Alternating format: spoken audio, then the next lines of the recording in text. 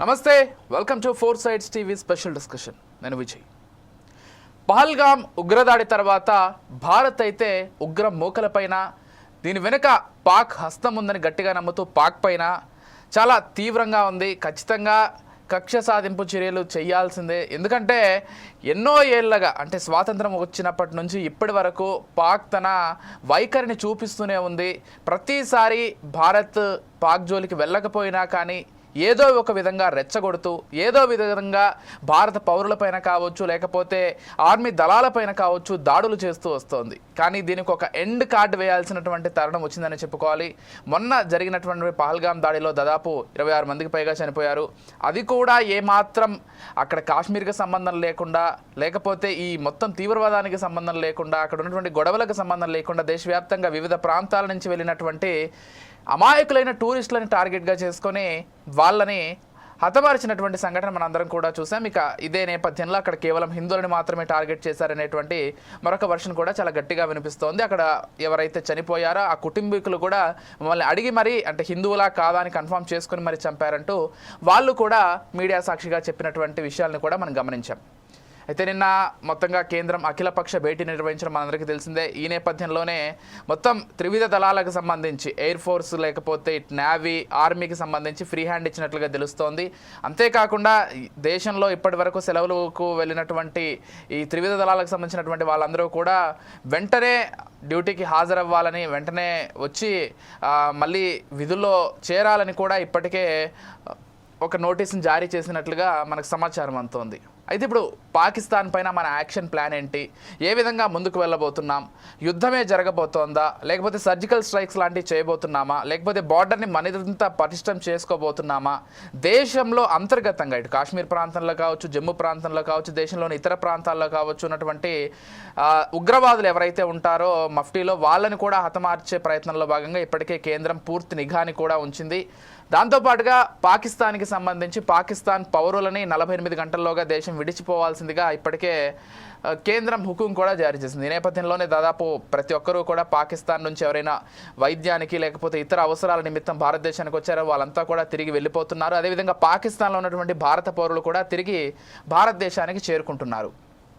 దీంతో పాటుగా హైదరాబాద్లో అంటే మనం ఉంటున్నటువంటి హైదరాబాద్లో దాదాపు 208 మంది పాకిస్తాన్ పౌరులు ఉన్నట్లుగా, అది కూడా పూర్తిగా ఇటు రాష్ట్రానికి కానీ కేంద్రానికి కానీ సమాచారం లేకుండా ఉంటున్నట్లుగా ఈరోజే ఇటు కేంద్రం కూడా ఒక నోటీస్ జారీ చేసింది. వాళ్ళందరినీ కూడా ఐడెంటిఫై చేశాం అంటూ స్వయంగా హోమ్ మినిస్టర్ అయినటువంటి అంటే దేశ హోమ్ మినిస్టర్ అయినటువంటి అమిత్ షా ఇటు మన రాష్ట్ర ముఖ్యమంత్రి రేవంత్ రెడ్డికి ఫోన్ చేసి వాళ్ళందరినీ తరలించే ప్రయత్నం వెంటనే చేయండి, ఏ ఒక్కరూ కూడా ఉండాల్సినటువంటి అవసరం లేదు, ఖచ్చితంగా తరలించాల్సిందే అంటూ ఆయన కూడా ఒక ఆర్డర్ పాస్ చేశారు. దీంతో హైదరాబాద్లో ఉన్నటువంటి వాళ్ళని కూడా ఒక్కొక్కరిగా తరలిస్తున్నారు. దగ్గరగా 200 మందిని తరలించినట్టుగా ఇప్పటికే తెలుస్తోంది.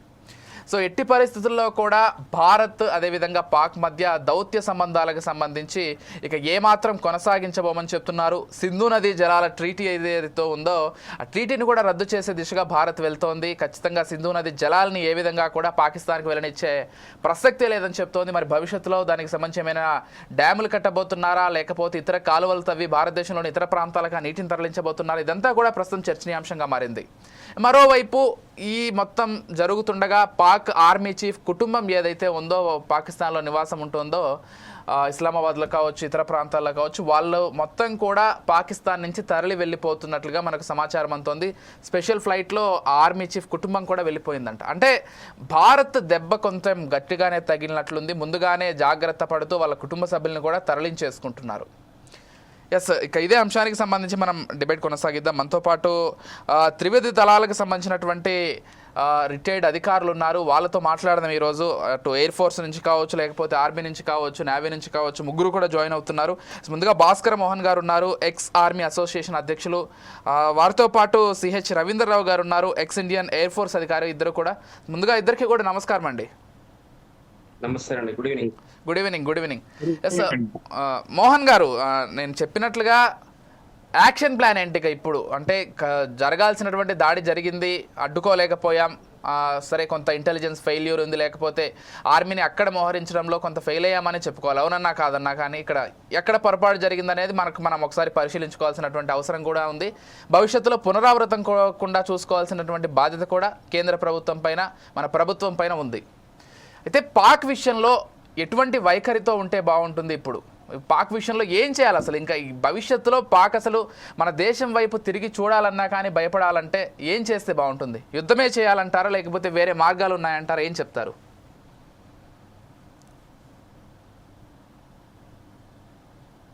ఇప్పుడు ఇనిషియల్ గా అయితే ఇప్పుడే ధీటుగా మనకు మాత్రం స్పందించక తప్పదు. This is action plan immediately.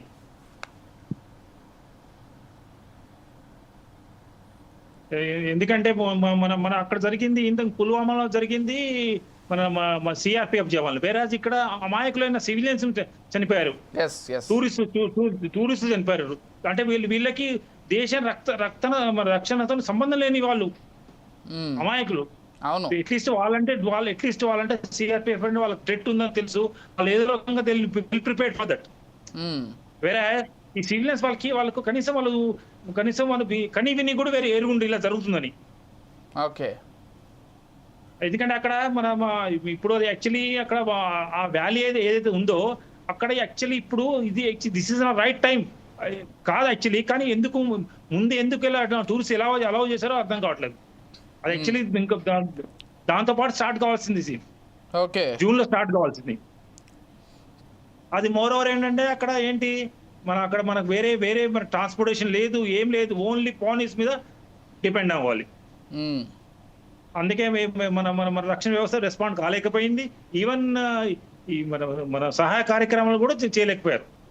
Okay, అంటే సార్ అది అక్కడ పర్యాటకుల మీద అటాక్ చేయడం అది కాదు, వాళ్ళ ఓన్లీ చేసేమైనా ఉంటే డిఫెన్స్ పైన, ఆర్మీ పైన చేసేది ఉండే చేస్తే సరే, ఆర్మీ ప్రొటెక్షన్ ఉంటుంది కాబట్టి ఆర్మీ పైన చేసారంటే సరే, ఒక అర్థం ఉంది, ఒక సోల్జర్స్ డ్యూటీ కాబట్టి వాళ్ళు నార్మల్ పాపం పర్యాటకుల మీద చేయడం అయితే చాలా సిగ్గుచేటు. పాకిస్తాన్ కానీ టెర్రరిస్టులని చెప్పుకునే టెర్రరిస్టులకు కానీ చాలా సిగ్గుచేటు. పర్యాటకులు వాళ్ళు ఒక నార్మల్ వ్యక్తులుగా వెళ్ళి ప్రదేశాలు చూసి రావడానికి అట్లా వెళ్తుంటారు. సరే, నువ్వు డిఫెన్స్ ఆర్మీ పైన ఎయిర్ ఫోర్స్ పైన చేసినావంటే సరే, వాళ్ళ ఆర్మీ పైన డిఫెన్స్ పైన చేసిరా అనుకుంటారు. ఎవరెవరు అంటే మోహన్ గారు, ఒకవేళ నిజంగానే యుద్ధం వచ్చినా కానీ యుద్ధాల్లో కూడా సివిలియన్స్ పైకి అసలు రారు. వాళ్ళు ఎక్కడ ఏ దేశాలు కూడా సివిలియన్స్ జోలికి వెళ్ళరు. ఆర్మీ డిఫెన్స్ కొట్లాడుకుంటుంది, సివిలియన్స్ జోలికి అసలు ఎక్కడా కూడా రారు. అండ్ ఇంకా హేయమైన చర్య ఏంటంటే మన ఆర్మీ దుస్తుల్లో రావడం, అంతకంటే ఇంకా సిగ్గులు మాలిన చర్య వాళ్ళకు ఉండదేమో. చర్య దొంగచాటున దెబ్బ కొట్టడం అన్నట్టు, నార్మల్ పబ్లిక్ లను కొట్టడం. అదే నువ్వు ఆర్మీ పైన అటాక్ చేసి చూపెట్టు, ఆర్మీ అంతే కదా రిప్లై ఇచ్చేది. అంత గట్స్ ఉంటే అసలు నిరాయుధుల పైన ఎవడు దాడి చేసినా కానీ పిరికి పందగానే భావించాలి. పిరికి పంద చర్య. ఎస్, ఒక్కసారి మోహన్ గారు, అదేవిధంగా రవీంద్రరావు గారు, అసలు మనకి పాకిస్తాన్కి సైనిక సామర్థ్యం విషయంలో ఎంతెంత తేడాలు ఉన్నాయో ఒక్కసారి చూద్దాం, తర్వాత కంటిన్యూ చేద్దాం. దాదాపు సైనిక దళం చూసుకున్నట్లయితే మనది 14.5 లక్షల మంది సైనిక దళం ఉన్నారు, వాళ్ళకి కేవలం 6.5 లక్షల మంది ఉన్నారు. అదేవిధంగా పారామిలిటరీ చూసుకున్నట్లయితే 25 లక్షలు మనకున్నారు, 5 లక్షలే ఉన్నారు వాళ్ళకి. రిజర్వ్ ఫోర్స్ అయితే మనకు 11.5 లక్షలు ఉంటే అసలు ఏమాత్రం లేరు. ఇక ఫైటర్ జెట్ల విషయాన్ని చూసుకున్నట్లయితే 513 ఫైటర్ జెట్లు ఉన్నాయి మనకి, వాళ్ళకి కేవలం 328 మాత్రమే ఫైటర్ జెట్లు ఉన్నాయి. హెలికాప్టర్లు 899 ఉన్నాయి మన దగ్గర, వాళ్ళ దగ్గర 373 ఉన్నాయి. మొత్తంగా అయితే 2299 మన దగ్గర ఉంటే 1399 మాత్రమే వాళ్ళ దగ్గర ఉన్నాయి. ఇక ఒక్కసారి ఆర్మీ విషయం చూసుకున్నట్లయితే 4201 ట్యాంకర్లు మన దగ్గర ఉంటే 2627 ట్యాంకర్లు మాత్రమే వాళ్ళ దగ్గర ఉన్నాయి. ఇక సాయుధ వాహనాలను చూసుకున్నట్లయితే 1,48,050 వాహనాలు మన దగ్గర ఉంటే 17,516 మాత్రమే వాళ్ళ దగ్గర ఉన్నాయి. ఇక ఫిరంగి వ్యవస్థలు అయితే 3,975 మన దగ్గర ఉంటే 2,629 మాత్రమే వాళ్ళ దగ్గర ఉన్నాయి. ఇక నేవీ సబ్మెరైన్లను మనం చూసుకున్నట్లయితే 18 మన దగ్గర సబ్మెరైన్స్ ఉంటే వాళ్ళ దగ్గర కేవలం 8 మాత్రమే ఉన్నాయి. యుద్ధ నౌకలు మన దగ్గర 293 ఉంటే వాళ్ళ దగ్గర 121 మాత్రమే ఉన్నాయి. సో మొత్తం లెక్కలు మనం ఒకసారి పరిశీలించినట్లయితే పాకిస్తాన్ దగ్గర ఉన్నటువంటి ఆర్మీ ఈ ఫోర్సెస్ కావచ్చు, లేకపోతే నేవీ ఫోర్సెస్ కావచ్చు, లేకపోతే ఎయిర్ ఫోర్సెస్ కావచ్చు, ఏ ఒక్కటి కూడా భారతదేశంలో సగం కూడా లేవు. ప్రస్తుతం వాళ్ళ ఆర్థిక పరిస్థితి చూసుకున్నట్లయితే తినడానికి కూడా గతి లేనటువంటి స్థితిలో ఈరోజు పాకిస్తాన్ ఉంది. మరోవైపు వాళ్ళ ఖిలిస్తాన్ తోటి అంటే వాళ్ళ సొంత దేశంలో ఉన్నటువంటి మరో వర్గంతో కొట్లాడాల్సినటువంటి పరిస్థితి ఉంది. ఇటువంటి తరుణంలో కూడా భారతదేశంపైకి కాలు దూవుతున్నారంటే అంటే చైనా వెనకుండా ఏమైనా నడిపిస్తుంది అనుకోవాలా? చైనా ఇంపాక్ట్ ఏమైనా ఉందనుకోవాలా ఇందులో? 100% ఇది దీనికి పాకిస్తాన్కి చైనా 100% బ్యాకింగ్ ఉందండి. ఏమంటారు కదా, శత్రు మిత్రులు అవుతున్నట్టు. అవును అవును, అలా ఉంది పరిస్థితి. ఎస్, మరోవరు ముందు నుంచి చైనా అండ చూసుకొని ఇంత రెచ్చిపోతుంది పాకిస్తాన్. అవును, 100% అండి. చైనా సపోర్ట్ ఉంది. మీరేమంటారు? ఈరోజు చూసారా స్టేట్మెంట్ ఇచ్చాడు కదా పాకిస్తాన్ రక్షణ మంత్రి, మేము ఆల్రెడీ మన ఉగ్రవాదం చేస్తున్నాము, కానీ యూకే యుఎస్ వాళ్ళ కోసం అంటే వాళ్ళు చేస్తున్నారట. హౌ షేమ్ఫుల్ అసలు. ఉగ్రవాదం చేయడం అనేదే చాలా తప్పుడు చర్య. అదే ఇప్పుడు వరల్డ్ అంతా ఎకనామిక్ గా అదే అట్లా కాదు రవీంద్రరావు గారు. అంటే ఇప్పుడు ప్రపంచ దేశాలన్నీ కూడా ఎకనామిక్ గా ఎట్లా డెవలప్ అవుదాం, ఇంకా ఎట్లా బెటర్ పబ్లిక్ సర్వీసెస్ ఇద్దామనే ఆలోచనలో ఉంటే పాకిస్తాన్ ఏమో ఏ దేశంపైకి యుద్ధాన్ని చేద్దాం, ఏ దేశంపైకి ఉగ్రవాదుల్ని పంపిద్దాం, ఇలా ఉంది కాబట్టి వాళ్ళ పౌరుల పరిస్థితి అంత దీనంగా ఉంది. ఈరోజు కనీసం తినడానికి తిండి గింజలు లేనటువంటి ఒక పరిస్థితుల్లో వాళ్ళ దేశ ప్రజలు ఉంటే వాళ్ళ గురించి పట్టించుకోకుండా కాశ్మీర్కు పోయి తీవ్రవాదుల్ని పంపించి వాళ్ళని చంపుదాము, లేకపోతే యూకే పైన దాడులు చేద్దాము, ఇంకా ఇదే మైండ్ సెట్తో ఉన్నారు వాళ్ళ పాలకులు. అవునండి, వాళ్ళకి అక్కడ ఎడ్యుకేషన్ మీద కాన్సన్ట్రేషన్ పెట్టరు. ఒక మంచి సిన్సియారిటీస్ కంట్రీగా ఉందామనేది లేదు వాళ్ళకు. ఏమైనా వాళ్ళకు తిండికి లేకపోయినా కూడా ఇట్లాంటి టెర్రరిస్టులను ప్రోత్సహించడం, టెర్రరిస్టులను తయారు చేయడం, టెర్రరిస్టులకు చేయడం,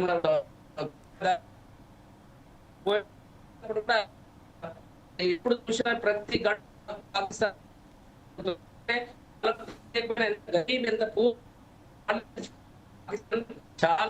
రైట్. మోహన్ గారు మీ ఆడియో కొంచెం డిస్టర్బ్ అవుతుంది.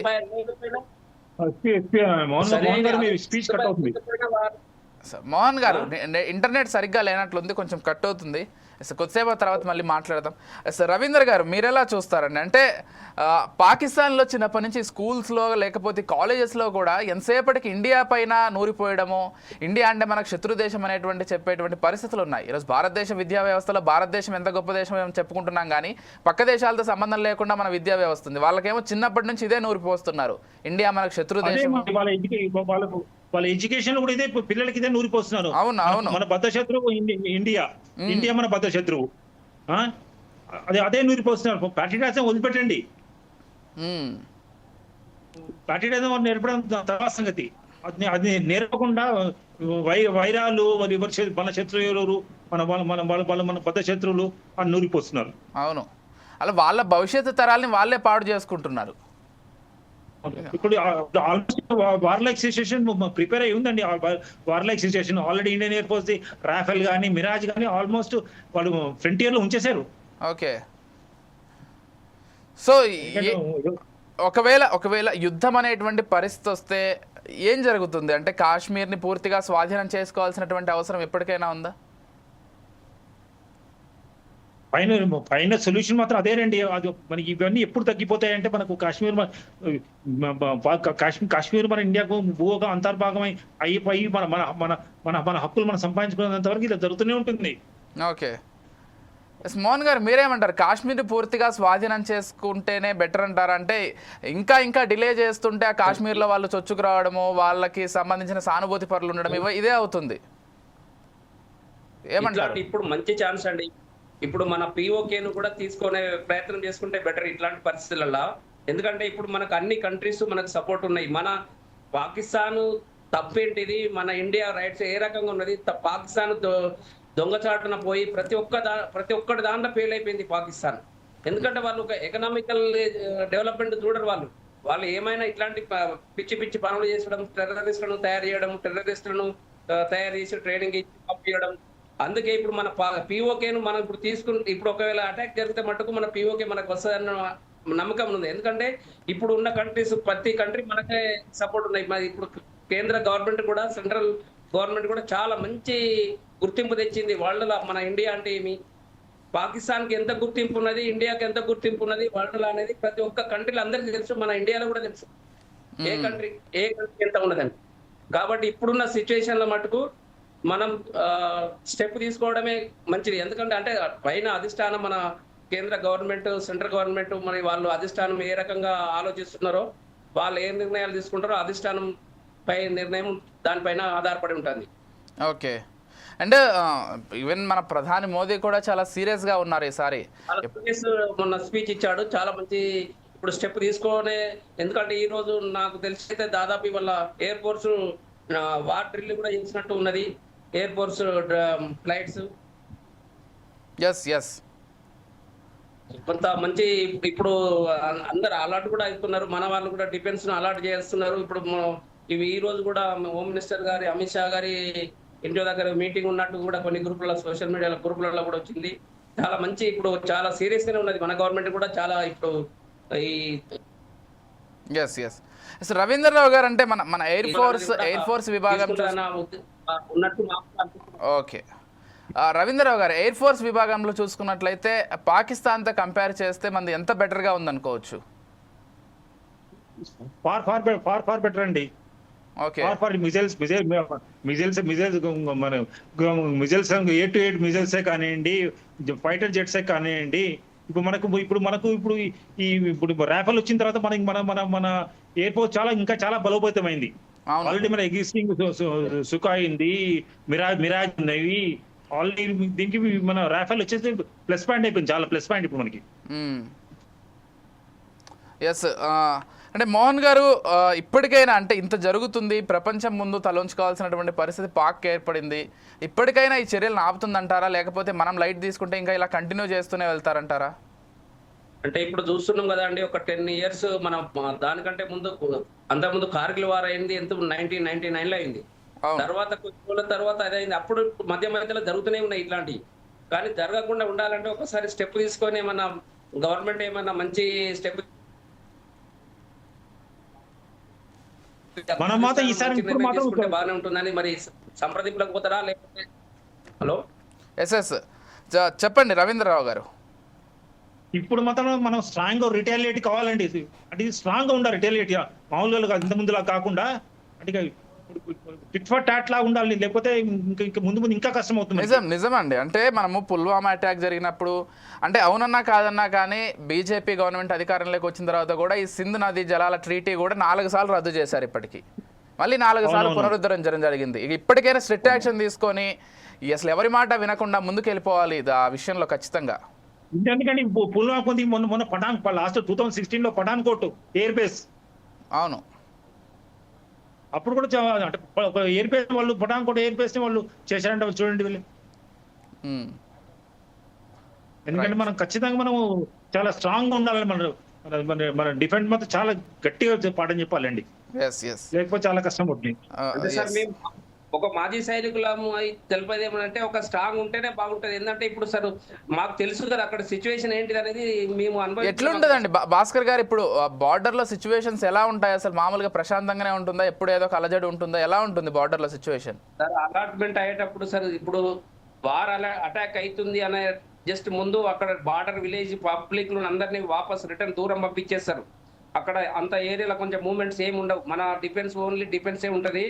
అక్కడ చాలా ఇప్పుడు సీరియస్ అక్కడ నైబర్ బార్డర్ కు దగ్గర విలేజ్ పబ్లిక్ చాలా కష్టాలు పాపం, అక్కడ చాలా ఇబ్బంది ఉంటది. ఇక్కడ మన వాళ్ళకు ఇక్కడ ఏం ఏర్పడదు. ఇక్కడ వాళ్ళకు అక్కడ బార్డర్ మీద ఉన్న విలేజ్లు ఎంత ఇబ్బంది పడతారు, అక్కడ పబ్లిక్ ఎంత ఇబ్బంది పడతారు అనేది అక్కడ ఉండే వాళ్ళకి తెలుస్తుంది. ఓకే. సో అంటే మీ పరిస్థితి ఎలా ఉంటుందండి రవీంద్రరావు గారు? ఎయిర్ ఫోర్స్ ని ఎలా అలర్ట్ చేస్తారు? అసలు ఎలా ఉంటుంది ఒకవేళ వార్ అంటే ఫ్రంటియర్ ఎయిర్ బేస్ కి ఆల్రెడీ మిగతా ఫైటర్ జెట్స్ అన్ని అక్కడ ఆల్రెడీ డిపోర్ట్ అయి ఉంటాయి.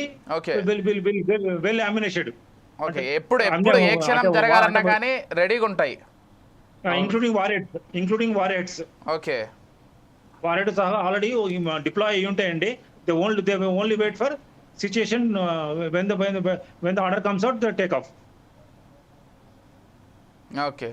అంటే ఇన్ కేస్ ఇప్పుడు యుద్ధం జరుగుతుంది, లేకపోతే వాళ్ళపైన దాడి చేయాలనేటువంటి తరుణం వచ్చిందనుకోండి, వెంటనే రెడీ అయిపోయి వెంటనే వాళ్ళపైన దాడి చేసేటువంటి పరిస్థితి ఉంటుందా? ఉంటుంది ఆల్రెడీ ఆపరేషన్ రెడీ పాయింట్ ఉంటుంది ఆల్రెడీ. ఓకే ఇయర్ ఓకే వారానికి కాకుండా వారి సిచ్యువేషన్ కాకుండా కూడా డ్యూటీ చేసే వాళ్ళు ఎప్పుడు 24 hours అలర్ట్ గానే ఉంటారు.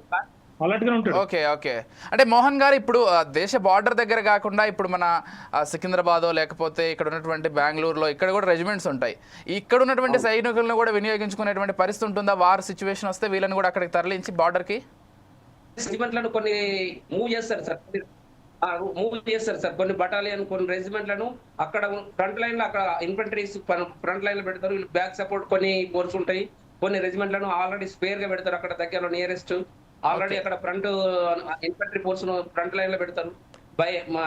ఎయిర్ అటాక్ అనేది పై నుంచి ఎయిర్ ఫోర్స్ సపోర్ట్ ఉంటది. కింద గ్రౌండ్ లో ఆర్మీ సపోర్ట్ కు ఆర్మీకి పై నుంచి ఎయిర్ సపోర్ట్ ఉంటేనే బాగా మంచి మనం కవర్ చేస్తున్నారు. ఓకే ఎస్ అంటే రవీంద్ర గారు అంటే మొత్తంగా ఇప్పుడు పాకిస్తాన్తో యుద్ధం బెటర్ అంటారా లేకపోతే మనం గతంలో చేసినట్లు సర్జికల్ స్ట్రైక్స్ చేస్తే బెటర్ అంటారా? ఏది బెటర్ ఆప్షన్ అంటారు? వార్ సిచ్యువేషన్ వచ్చేసింది. వార్ ఖచ్చితంగా వార్ కావాల్సింది ఇప్పుడు. ఎందుకంటే ఇప్పుడు వాళ్ళకు గుణపాఠం చెప్పండి మళ్ళీ ఇది మన కంట్రోల్ రాదు. ఓకే మీరేమంటారు మోహన్ గారు? అంటే ఇప్పుడున్నటువంటి ఈ ఇంత బాగా డెవలప్ అయినటువంటి వాళ్ళలో ఇప్పుడు వార్ పెట్టుకుంటే రెండు దేశాలకి పెద్దగా నష్టం జరుగుతుందేమో. సార్ నష్టం అంటే ఇరువైపులా జరుగుతుంది సార్. అంటే మనకు జరగవచ్చు. అదే ఎగ్జాక్ట్ నేను అదే అంటున్నా, ఇరువైపులా జరుగుతుంది. కానీ జరుగుతుందని కూడా మనం సైలెంట్ గా ఉండలేము కదా సార్. ఇప్పుడు ఒక ఇజ్రాయెల్ చూసుకోండి ఏ రకంగా చేస్తుంది. అంతే కదా, ఓపిక ఎంతవరకు పడతామో అంతవరకు ఓపిక పడతాము. ఓపిక మనము మన శాంతి అనుకుంటా పోతే ఇట్లా మనకు వాడు అది అయిపోతున్నాడు. కాబట్టి మనం ఏమంటే ఇట్లాంటప్పుడు సిచ్యువేషన్ అప్పుడు ఒకసారి వాళ్ళకి మనం అటాక్ చేస్తేనే బాగుంటది. వాళ్ళు మనం సైలెంట్ గా ఉండకూడదు. రైట్ అంటే రవీంద్ర గారు మొన్న జరిగినటువంటి సంఘటన ఏదైతే ఉందో ఇక్కడ పహల్గామ్లో జరిగిందో అంటే ఎక్కడ ఫెయిల్ అయ్యామనుకోవాలంటే లేకపోతే ఈ ఇంటెలిజెన్స్ పెద్దగా ముందుగానే పసిగట్టలేకపోవడమా లేకపోతే అక్కడ కొంత ఆర్మీని మోహరించి ఉంటే బెటర్గా ఉండేదంటారా? ఇప్పుడు పహల్గామ్లో ఎక్కడైతే జరిగింది యాక్చువల్లీ ఇన్సిడెంట్ జరిగిందో బైస్లానా వ్యాలీ 10 kilometers వ్యాలీ యాక్చువల్లీ అక్కడ వాళ్ళు ఏం చేశారు? Because of environmental issue they did not allow any vehicles. Okay వీళ్ళంతా దాన్ని అడ్వాంటేజ్ తీసుకొని అంత ఫారెస్ట్. కానీ ఇది వాళ్ళు వీళ్ళు చెప్పిన దాని ప్రకారం టూరిస్ట్ కి వీళ్ళకి ఇన్ఫర్మేషన్ లేదంటారు సెక్యూరిటీ వాళ్ళకి. Okay right. ఎందుకంటే అది ఈ ట్రాన్స్పోర్టేషన్ లేకనే వాళ్ళు ఈవెన్ సిఆర్పి మన సెక్యూరిటీ ఫోర్సెస్ టైంలో రియాక్ట్ కాలేకపోయాయి. అక్కడ అసలు టూరిజం ప్లేస్ కాబట్టి స్టేట్ గవర్నమెంట్ కోర్సే ఉంది కానీ సెంట్రల్ కోర్స్ లేదు అక్కడ. ఎందుకంటే స్టేట్ గవర్నమెంట్ రూల్ ఉంది కాబట్టి యాక్చువల్ స్టేట్ గవర్నమెంట్ మిస్టేక్ చాలా తప్పు జరిగింది అక్కడ చాలా. ఎందుకంటే సార్ సెంట్రల్ గవర్నమెంట్ కోర్స్ ఉంటే ఈ రకంగా జరిగి ఉండేది కాదు అక్కడ.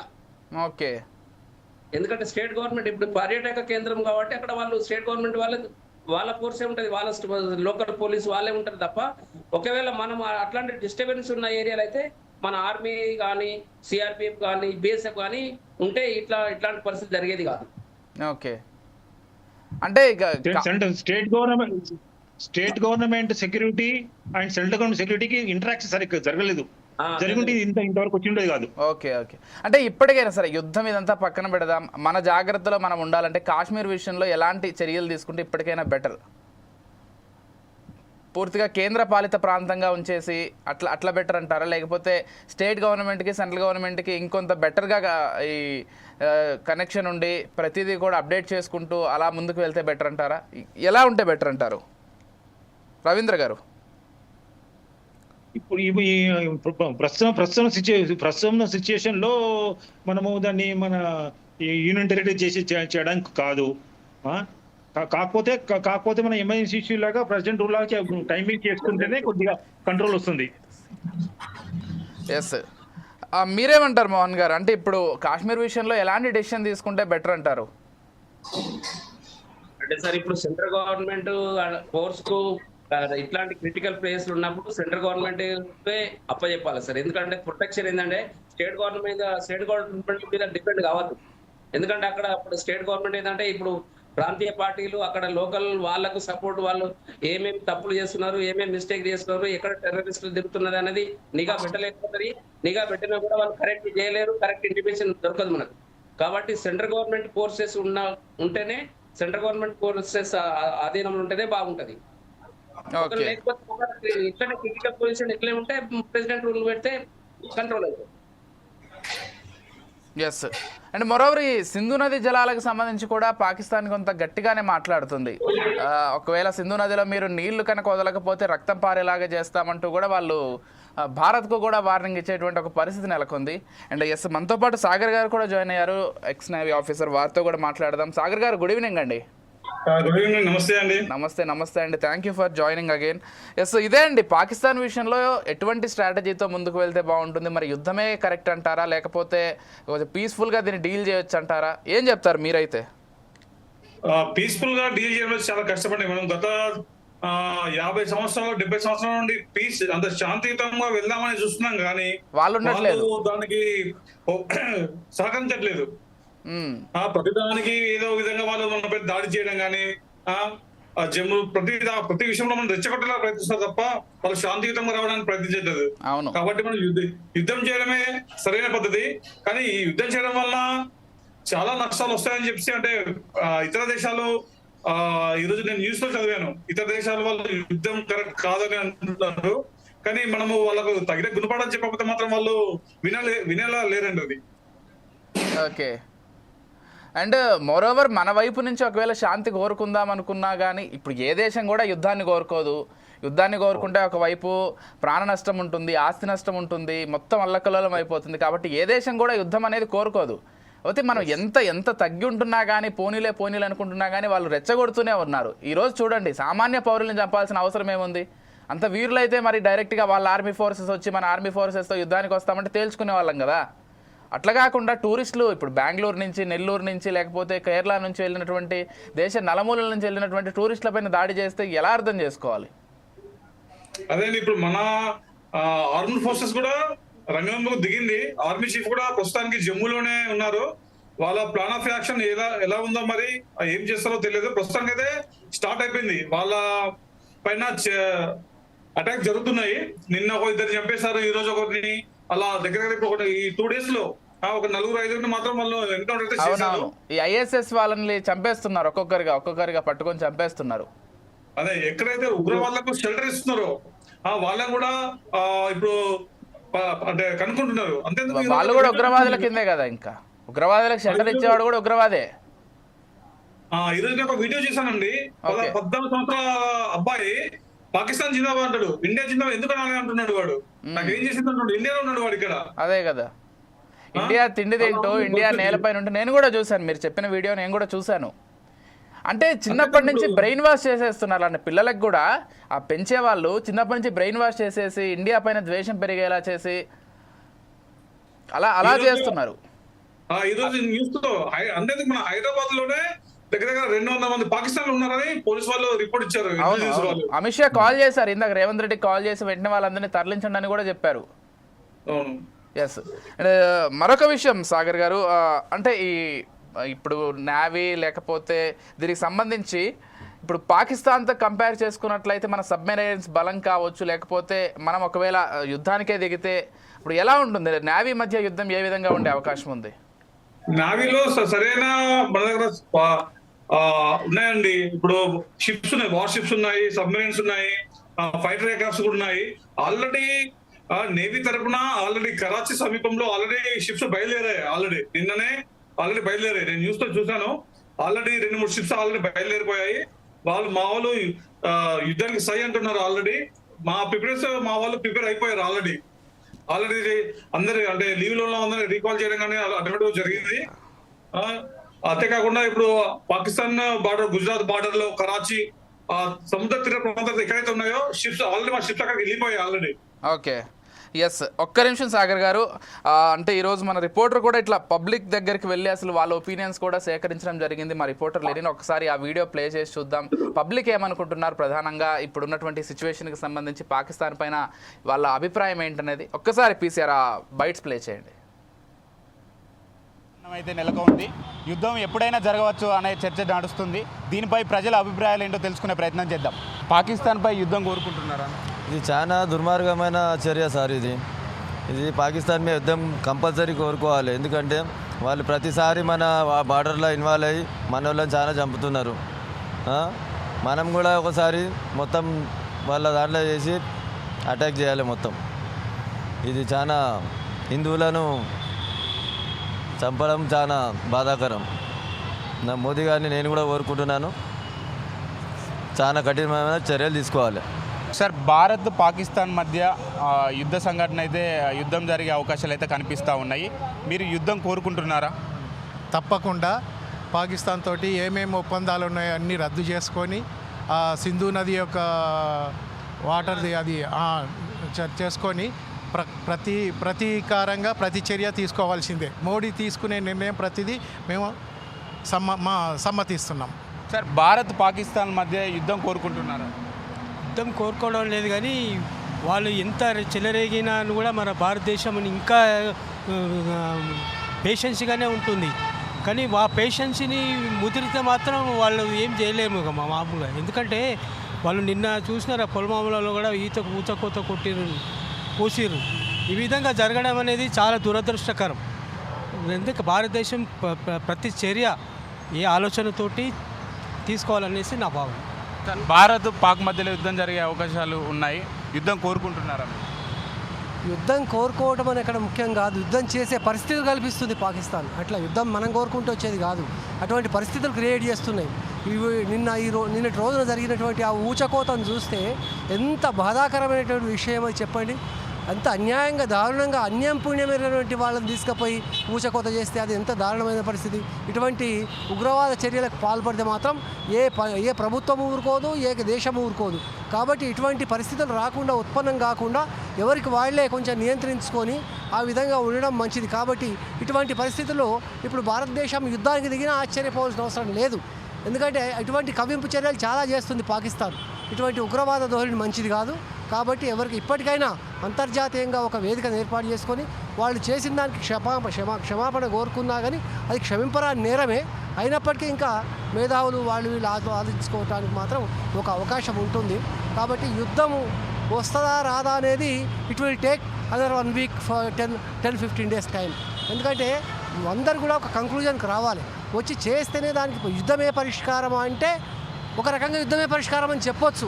కాకపోతే యుద్ధం వస్తే కూడా ఎన్ని నష్టాలు కష్టాలు ఉంటాయో, కాబట్టి అన్నింటిని ఆలోచించుకొని బేరీజ్ వేసుకొని దాన్ని ఆ విధంగా చూసుకొని పోతే బాగుంటుందని మా అభిప్రాయం. ప్రజలు వారి అభిప్రాయాలను 4 Sides టీవీతో పంచుకోవడం జరిగింది. కొందరేమో యుద్ధం జరుగుతూనే బాగుంటుందని చెప్పేసి చెప్తున్నారు, మరికొందరేమో శాంతియుతంగా ప్రయత్నం చేస్తే బాగుంటుందని చెప్తున్నారు. మరికొంతమంది రైట్, చూస్తున్నాం కదా, ఇటు పబ్లిక్ దగ్గరికి వెళ్ళినా కానీ పబ్లిక్ కూడా అదే చెప్తున్నారు. మనం శాంతిని కోరుకున్నా పాకిస్తాన్ ఆ విధంగా ఉండనివ్వట్లేదు మనల్ని.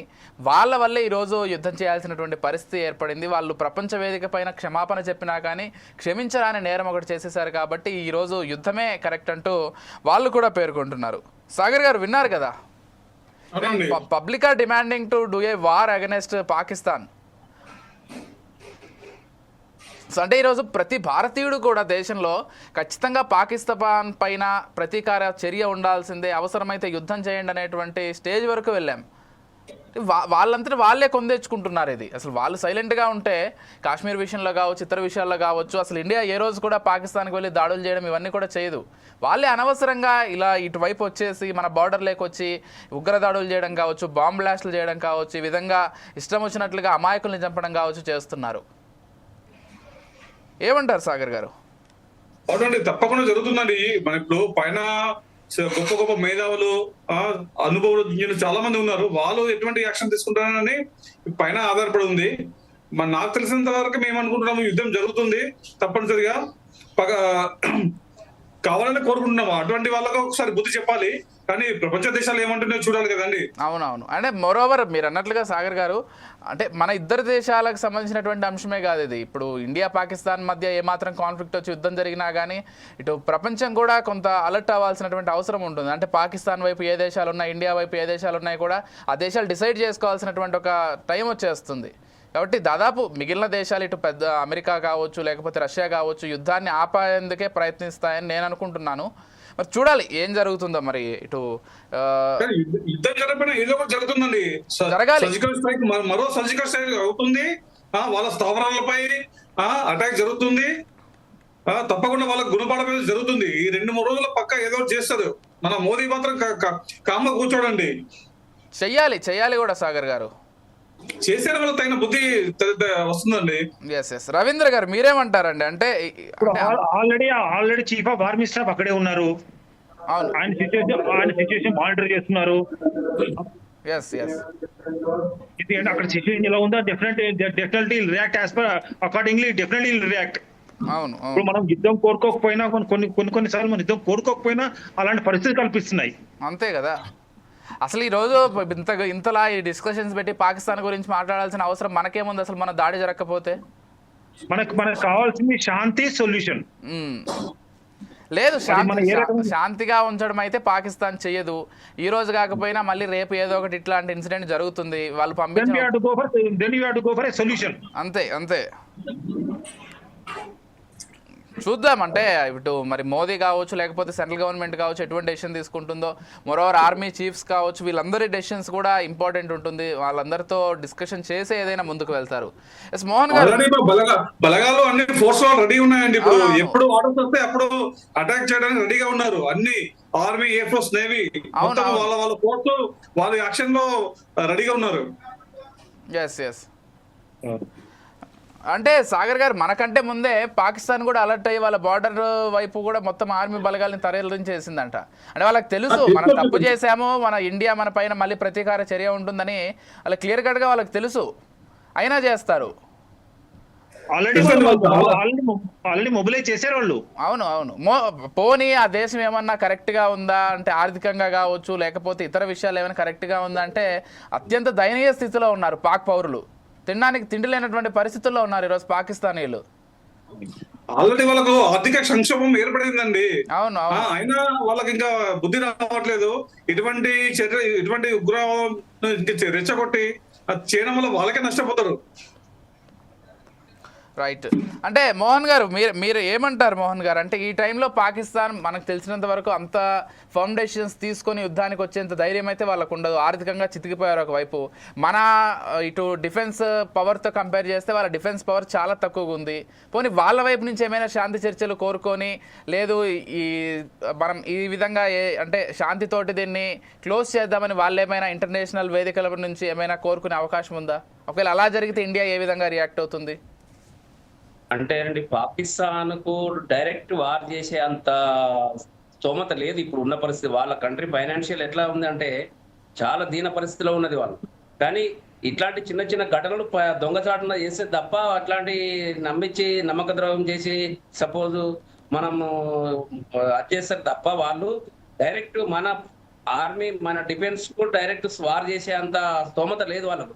ఉన్నా కూడా వాళ్ళకి ఎఫెక్ట్ అవుతుంది, ఇరువైపులా ఉంటది. కానీ ఇప్పుడున్న పరిస్థితి ఏంటంటే మన సెంట్రల్ గవర్నమెంట్ చాలా స్ట్రాంగ్ ఉంది, మంచి కోఆర్డినేటర్ ఉంది. వాళ్ళు వేరే కంట్రీస్ తోటి కూడా మన కంట్రీ వాళ్ళు కోఆర్డినేట్ చేస్తున్నారు. చేసే ఒకవేళ గవర్నమెంట్ సెంట్రల్ గవర్నమెంట్ అధిష్టానం ఏ రకంగా నిర్ణయించుకుంటుందో కానీ మనమై చేద్దామనేది మన కంట్రీ వాళ్ళైతే ఎప్పుడు ఏం లేదు. ఇన్ని రోజుల నుంచి ఇన్ని సంవత్సరాల నుంచి మనం చూస్తున్నాం కాబట్టి ఎప్పుడు వారు జరిగినా కూడా మన కంట్రీ ఫస్ట్ స్టెప్ తీసుకోలేదు. వాళ్ళు ఎదుటి కంట్రీ పాకిస్తాన్ కానీ చైనా కానీ వాళ్ళు తీసుకున్నప్పుడే జరిగింది తప్ప మనమై స్టార్టింగ్ చేయలేదు. వాళ్ళు చేస్తామన్న చేసే మనం కూడా చేయవలసిందే కదా తప్పదు. అండ్ మరోవర్ ఇటు అమెరికా కూడా మనకి గతంలో మాదిరిగా పాకిస్తాన్కి సపోర్ట్ లేకుండా ఈసారి పూర్తిగా ఇండియాకే సపోర్ట్ చేస్తోంది. అండ్ మన ట్రంప్ కాల్ చేయడం కావచ్చు లేకపోతే ఉపాధ్యక్షులు కాల్ చేయడం కావచ్చు ప్రతి ఒక్కరూ కూడా మనకు అనుకూలంగానే వ్యవహరిస్తున్నారు. ఎస్ సాగర్ గారు ఏం చెప్తారండి? అంటే ఈసారి ఇటు పెద్ద దేశాలు అంటే రష్యా ఎలాగో మనకే సపోర్ట్ ఉంటుంది మొదటి నుంచి కూడా, ఇప్పుడు అమెరికా కూడా మనకే సపోర్ట్ చేస్తుంది. ఇప్పుడు ఉన్నటువంటి ట్యాక్స్ ఇష్యూస్ తోటి ఆల్రెడీ చైనా అమెరికా తోటి సతమతం అవుతుంది కాబట్టి మనకు వ్యతిరేకంగా వెళ్ళి డైరెక్ట్ పాకిస్తాన్కి సపోర్ట్ చేసేటువంటి అవకాశం కూడా లేదు. అంటే ఇండియా పెద్ద మార్కెట్గా ఉంది చైనాకి కాబట్టి అంత డైరెక్ట్గా అయితే చైనా పాకిస్తాన్కి సపోర్ట్ చేసి ఇండియా పైన యుద్ధం ప్రకటించే అవకాశం కూడా లేదు. ఈ టైంలో నాకు తెలిసి పాకిస్తాన్ బాగా టార్గెట్ అయింది. ఇప్పుడు మనం కొంత దీన్ని లీనియన్స్గా తీసుకొని లేకపోతే టార్గెటెడ్గా తీసుకొని చేస్తే ఇక పాకిస్తాన్కి అడ్డుకట్ట వేయొచ్చేమో శాశ్వతంగా, మొత్తం పాక్ ఆక్యుపైడ్ కాశ్మీర్ని కూడా స్వాధీనం చేసుకొని. లేదండి, ఇప్పుడు చైనా పరోక్షంగా అంటే ప్రత్యక్షంగా డైరెక్ట్ గా చేయకపోయినా పరోక్షంగా మాత్రం పాకిస్తాన్ మాత్రం సపోర్ట్ చేస్తుందండి. అవును, అంటే మనం దెబ్బతీయడానికి, చైనా వాళ్ళు మనం దెబ్బతీయడానికి మధ్యలో పాకిస్తాన్ తోనే ఆడుకుంటున్నారు. బ్యాక్ సపోర్ట్ అంటే ఆర్థికంగా ఖచ్చితంగా చేస్తుంది, ఆర్థికంగా చేస్తుంది, అన్ని విధాలుగా సపోర్ట్ చేస్తుంది తెలియకుండా. మరోవర్ ఇప్పుడు వాళ్ళకి తిండి పెట్టడానికి డబ్బులు ఇవ్వకపోవచ్చు కానీ వాళ్ళు యుద్ధం చేయడానికి అయితే చైనా ఖచ్చితంగా డబ్బులు ఇస్తుంది. ఎస్, అంటే ఇప్పుడు మొత్తంగా ఈరోజు ఉన్నటువంటి సిచ్యువేషన్లో ఒకవేళ యుద్ధం జరిగినట్లయితే పాక్ ఆక్యుపైడ్ కాశ్మీర్ని మనం స్వాధీనం చేసుకోవడం ఎంతవరకు, అంటే ఇప్పుడు ఉన్నటువంటి సిచ్యువేషన్లో ఇప్పుడు ఒకవేళ యుద్ధం జరిగితే పాక్ ఆక్యుపైడ్ కాశ్మీర్ని మనం స్వాధీనం చేసుకునేటువంటి అవకాశం ఎంతవరకు ఉంది రవీందర్ గారు? మనం వార్లో కనుక మనకు ఇప్పుడు వార్ కనుక వచ్చేస్తే ఖచ్చితంగా 50-50 ఛాన్సెస్ ఫర్ మన పిఓకి మనకు రావడానికి ఛాన్సెస్ ఉందండి. ఓకే, ఈ టైంలో చేస్తే మీరేమంటారు సాగర్ గారు? ఇది కరెక్ట్ టైమేమో వాళ్ళ పైన యుద్ధం చేసి ఇటు మనకు ఆక్యుపైడ్ కాశ్మీర్ ఏదైతే ఉందో పాకిస్తాన్ భూభాగంలో దాన్ని పూర్తిగా స్వాధీనం చేసుకోవడానికి ఇదే కరెక్ట్ టైమేమో, ఏమంటారు సాగర్ గారు? ఈ టైంలో మనం చేయొచ్చు. ఈ టైం అటాక్ చేస్తే మన కాశ్మీర్ మనం తీసుకోవచ్చు. అలాగే ఇంకా చిన్న చిన్నవి ఉన్నవి అవన్నీ మనం స్వాధీనం చేసుకోవచ్చు. రైట్, అంటే ఇప్పుడు ముంబై బ్లాస్ట్లు జరిగినప్పుడు కూడా నాకు తెలిసి మీరు నేవీలో అప్పటికి ఇంకా చేస్తూ ఉండుంటారు. అంటే ఆ రోజు సిచ్యువేషన్స్ ఏ విధంగా ఉండున్నాయి ఒక్కసారి మీ ఎక్స్పీరియన్స్ కూడా? ముంబైలో దాడి జరిగినప్పుడు నేను పక్కనే ఉన్నాము, దగ్గరలోనే, జస్ట్ 200-300 మీటర్స్ పక్కనే మా బేస్ ఉంటుంది. ఓకే, జస్ట్ ఆ రోజు మేము బయటనే ఉన్నాము. అది జరిగిన ఇన్సిడెంట్ కు జస్ట్ 500 మీటర్స్ దూరంలోనే ఉన్నాము ఆ రోజు. డ్యూటీలోనే, అక్కడ డ్యూటీ లేదు అంటే ఈవినింగ్ టైం బయటకు వెళ్ళాము మామూలుగా ఫ్రెండ్స్ తో పాటు. ఆ ఇన్సిడెంట్ జరిగిపోయి అక్కడే ఉన్నాము. ఓకే, అంటే చూస్తుంటారు అక్కడ, అంటే మీకు ఆ పేలుల శబ్దాలు కూడా వినిపించుంటాయి అలా అయితే మీరు అంత దగ్గరలో ఉన్నారు కాబట్టి? చూస్తుంటాము, అది కామన్ అండి. ఇప్పుడు అంతెందుకు ముంబైలో చాలా జరుగుతాయి, ట్రైన్ లో అటాక్స్ చాలా జరిగాయి. అక్కడ లోకల్ ట్రైన్స్ లో బాంబ్ బ్లాస్ట్లు కానీ అటువంటి చాలా జరుగుతుంటాయి బాంబేలో. అవునవును, ఇప్పుడు ఇండియా అంటేనే ఇప్పుడు ఢిల్లీ కంటే చాలా మంది బయట దేశాల వాళ్ళకి ముంబై గుర్తొస్తుంది కాబట్టి ముంబైని టార్గెట్ గా చేసుకుంటారు ఎక్కువగా. అండ్ పాకిస్తాన్ వాళ్ళు కూడా సీవేలో రావడం ఇటు ముంబైకి అక్రమంగా, నాకు తెలిసి ఆ రోజు కూడా సీవేలోనే వచ్చారు వాళ్ళు.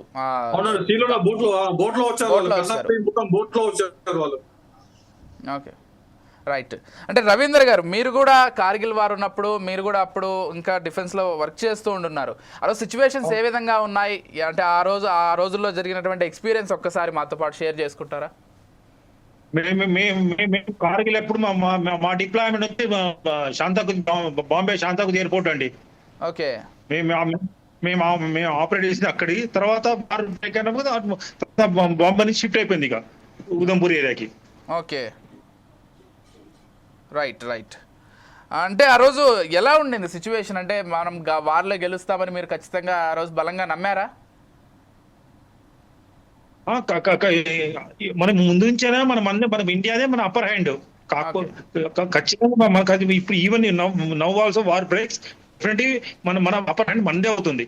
ఓకే, మోహన్ గారు, మీరున్నప్పుడు కూడా ఏమైనా ఇటువంటి చిన్న చిన్న యుద్ధాలు కావచ్చు, లేకపోతే పాకిస్తాన్తో ఇతర దేశాలతో ఏమైనా జరిగినప్పుడు మీరు దగ్గర నుంచి చూడడం కావచ్చు, ఏదైనా ఎక్స్పీరియన్స్ చేశారా మోహన్ గారు? ఉన్నప్పుడు షరారే షరీఫ్ అనే దర్గా ఉండే, అప్పుడు అటాక్ జరిగింది. హజరత్ బల్ దర్గా ఇది శ్రీనగర్ లో. ఓకే, కార్గిల్ వారు అప్పుడు కూడా అక్కడే ఉన్నట్టు. కానీ ఎప్పుడైనా మన ఇండియాదే పై చేయి ఉంటుందండి. పాకిస్తాన్ ఎప్పుడో వాళ్ళు ఫస్ట్ స్టార్ట్ చేస్తారు తప్ప ప్రతి టైంలో మనదే విజయం ఉంటుంది. ఇప్పుడు ఒకవేళ వాళ్ళు చేసినా కూడా మనదే విజయం ఖచ్చితంగా మనదే ఉంటుంది. అవును, డెఫినెట్గా. అంటే నేను ఇందాక ఫస్ట్లోనే చెప్పా కదా, అసలు వాళ్ళ బలాలు మన బలాలు కంపేర్ చేసుకున్నట్లయితే మనలో సగం కూడా లేవు. వాళ్ళ ఆర్మీ ఫోర్సెస్ లేకపోతే ఇటు ఎయిర్ ఫోర్స్లో నేవీలో మన బలాల్లో సగం కూడా లేవు వాళ్ళకి. అంటే ఏ ధైర్యం సాగర్ గారు, అంటే ఏ ధైర్యంతో వాళ్ళు ఇంతలా ప్రతిసారి భారత్ పైన యుద్ధానికి కాలు దోవడానికి అసలు ఏంటి కారణాలు? వాళ్ళు ఇప్పుడు వాళ్ళ ఆర్మీ ఫోర్సెస్ చూసుకున్నా, ఈరోజు వాళ్ళ ఆర్థిక పరిస్థితి చూసుకున్నా కానీ ఇండియాకి ఏమాత్రం అసలు దగ్గరలో కూడా లేరు. ఎందుకు? వాళ్ళకి సార్ వేరే కంట్రీ సపోర్ట్ లేకపోతే వాళ్ళు అసలు చేసే పరిస్థితే కాదు, వాళ్ళే డౌన్ అయిపోతారు. ఎందుకంటే వాళ్ళ పూర్తిగా ఆర్థిక పరిస్థితులు చాలా క్లిష్ట పరిస్థితుల్లో ఉన్నారు. ఎలాంటి ఇప్పుడు మన డిఫెన్స్ లో కూడా మన ఓన్ కంట్రీ ప్రొడక్ట్ అయిన పరికరాలు ఉన్నాయి మనకు కూడా. వాళ్ళకంత అన్ని బయట నుంచి బయట కంట్రీల మీద డిపెండ్ అయ్యి తప్ప. కానీ ఇప్పుడు మనం ఉన్న సిచ్యువేషన్ లో మన ఇండియా ఓన్ ఎక్విప్మెంట్స్ ఉన్నాయి, ఎక్స్పోర్ట్ చేసే స్టేజ్కి వెళ్ళిపోయాం మనం. ఎస్ సార్, మనం బయట వాళ్ళకు పంపించచ్చు.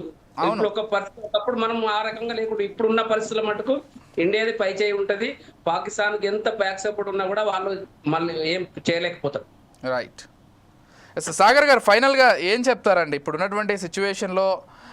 యుద్ధం కరెక్ట్ అంటారా, లేకపోతే శాంతితో ముందుకు వెళ్ళడం కరెక్ట్ అంటారా? ఫైనల్గా మీరు ఏం చెప్తారా ఓవరాల్గా ఆలోచిస్తే? అంటే వరల్డ్ సిచ్యువేషన్ రైట్ నో ఆలోచిస్తే ఒకవైపు ఇజ్రాయెల్ పాలస్తీనాకు మధ్య యుద్ధం జరుగుతోంది, అంటే చూస్తున్నాం ఎన్ని ప్రాణాలు పోతున్నాయో, ఎంతమంది అమాయకుల ప్రాణాలు పోతున్నాయో యుద్ధం వల్ల. ఇటువంటి ఒక టైంలో అంటే ఇటు వెపన్స్ కూడా చాలా మోడర్నైజ్ అయిపోయాయి. ఎక్కడి నుంచో వెపన్స్ వేస్తే ఇక్కడ ఉన్నటువంటి హైదరాబాద్ పైన, లేకపోతే మనం వేస్తే వాళ్ళ హైదరాబాద్ పైన పడేటువంటి పరిస్థితుల్లో ఇప్పుడు యుద్ధం వస్తే అంత సేఫ్ అంటారా దేశంలో ఉన్నటువంటి ఇక్కడ ఉన్నటువంటి సాధారణ పౌరులకు కూడా?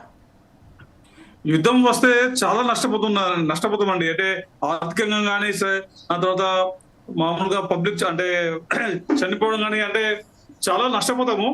కానీ అది బార్డర్ లో జరిగే యుద్ధం అయితేనే ఓకే. అది ఒకవేళ పెద్ద ఎత్తున పోతే మాత్రం ప్రాణ నష్టం చాలా జరుగుతుంది, ఆస్తి నష్టము, ప్రాణ నష్టం చాలా జరుగుతుంది. రైట్. అందుకని చెప్పేసి ప్రపంచ దేశాలు దాని నుంచి ఆలోచిస్తున్నారు. రవీంద్ర గారు, మీరు కూడా చాలా సీనియర్ కాబట్టి మీరు ఒకసారి చెప్పండి, మీ ఒపీనియన్ ఏంటి అనుకుంటున్నారు? మనం అనుకున్నట్టు యుద్ధం జరిగితే బోత్ కంట్రీస్ మేజర్ గా లాసెస్ ఉంటాయి. కానీ మీ కంట్రీ లేదంటే ఇప్పుడు ఇండియా పాకిస్తాన్ ఒక వార్ బ్రేక్ అయినా కొట్టిన లాంగ్ పీరియడ్. అవునవును. అండ్ మరోవర్ ఒక డెసిషన్ ఈరోజు తీసుకోకపోతే భవిష్యత్తులో ఇలాంటి కంటిన్యూ అయ్యే ఛాన్సెస్ చాలా క్లియర్గా కనిపిస్తున్నాయి. అవునండి. రైట్. చూద్దాం మరి సెంట్రల్ గవర్నమెంట్ మంచి డెసిషన్ తీసుకోవాలి. ఇప్పటికైనా ఒక ఫుల్ స్టాప్ పడాలని కోరుకుందాం. Thank you so much Bhaskar Mohan గారు, అదేవిధంగా రవీంద్రరావు గారు, సాగర్ గారు, థ్యాంక్ యూ సో మచ్ అనే డిబేట్లో పాల్గొని మీ అభిప్రాయాలు షేర్ చేసుకున్నందుకు. చూస్తున్నాం కదా, అటు నేవీ నుంచి, ఎయిర్ ఫోర్స్ నుంచి, ఎయిర్మెన్ నుంచి ముగ్గురు కూడా పాల్గొని ఇటువంటి ఒక తరుణంలో ఖచ్చితంగా భారత్ యుద్ధానికి వెళ్తే తిరుగు లేకుండా విజయాన్ని సాధిస్తుందని చెప్తున్నారు. చూద్దాం మరి సెంట్రల్ గవర్నమెంట్ ఎటువంటి డెసిషన్స్ తీసుకుంటుందో. మరోవర్ యుద్ధం అంటే అనుకున్నంత ఈజీ కాదు. ఖచ్చితంగా ఇరు దేశాలు ఆర్థికంగా కావచ్చు, ప్రాణ నష్టం కావచ్చు, కొన్నేళ్ల పాటు కోలుకోలేనటువంటి ఒక సిచ్యువేషన్ ఉంటుంది. కాబట్టి మరి భారత్ కూడా ఎటువంటి డెసిషన్ తీసుకుంటుందో చూడాలి. మరోవైపు అమెరికా, రష్యా లాంటి పెద్ద పెద్ద కంట్రీస్ కూడా ఈరోజు భారత్కే పూర్తి అండగా నిలుస్తున్నాయి. కాబట్టి పాక్ని ఏకాకించేస్తాయా? పాక్ ఇప్పటికైనా నిజం తెలుసుకుంటుందా? అంటే భారత్ వైపు అనవసరంగా వెళ్తే సిచ్యువేషన్స్ ఏ విధంగా ఉంటాయనేటువంటి నిజాన్ని తెలుసుకుంటుందా? ఇప్పటికైనా వాళ్ళ పౌరుల్ని అయినా కనీసం కాపాడుకునేటువంటి పరిస్థితి ఉందా? భారత్ వైపు చూడడం కాదు, కనీసం వాళ్ళ పౌరులకు తిండి పెట్టలేనటువంటి ఒక పరిస్థితుల్లో ఉన్నటువంటి పాక్ ఇటువంటి దుశ్చర్యలకు దిగడం ఏంటని ప్రపంచం కూడా ఆశ్చర్యపోతోంది. చూద్దాం మరి ఏం అవ్వబోతోందో ఈ వార్ జోన్లో అనేది. Keep watching 4 Sides TV.